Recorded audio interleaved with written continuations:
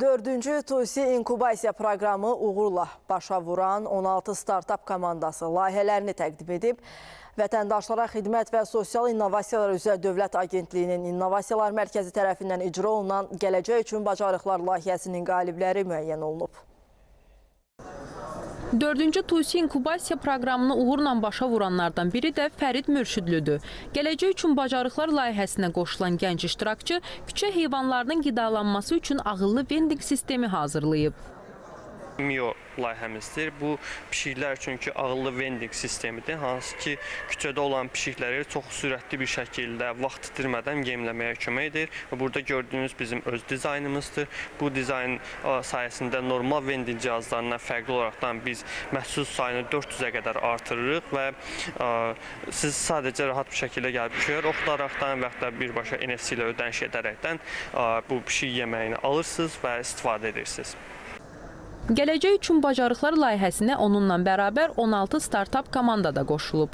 Layihəsinin bizim əsas məqsədimiz təhsili interaktivləşdirməkdir. Bu yolda ilk adımı coğrafiyanı atdıq və düzəltdiyimiz oyun modeli vasitəsilə biz 10-a yaxın müxtəlif oyunları oynaya bilərik burada və beləliklə şagirdlər həm əylənib, həm də öyrənə biləcək. Biz artıq dərsdə olan maraq çatışmamazlığını aradan qaldırıb öyrənməni daha effektiv eləmək istəyirik.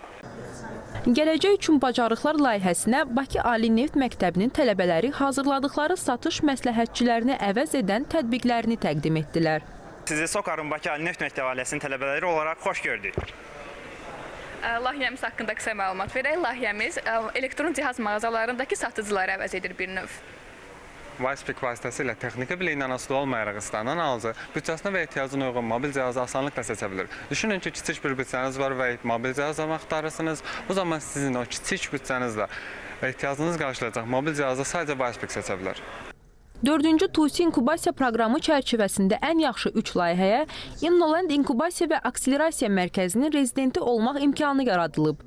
Çıxış edən 16 startapdan 10-unun xidməti eyni zamanda texnoloji həlləri özündə süni intellekti ehtiva edir.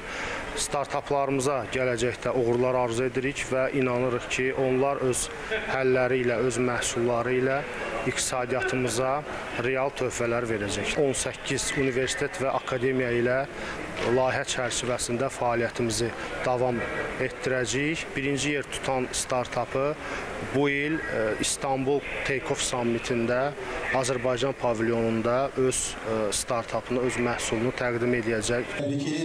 Vətəndaşlara xidmət və sosial innovasiyalar üzrə Dövlət Agentliyinin İnnovasiyalar Mərkəzi tərəfindən icra olunan Gələcək üçün Bacarıqlar layihəsinin Demo Day tədbirində 5-ci inkubasiya proqramı elan edildi. Layihəyə yeni qoşulan ali təhsil müəssisələri ilə vətəndaşlara xidmət və sosial innovasiyalar üzrə Dövlət Agentliyinin arasında innovasiya mühitinin inkişafına dair əməkdaşlıq memorandumu imzalandı.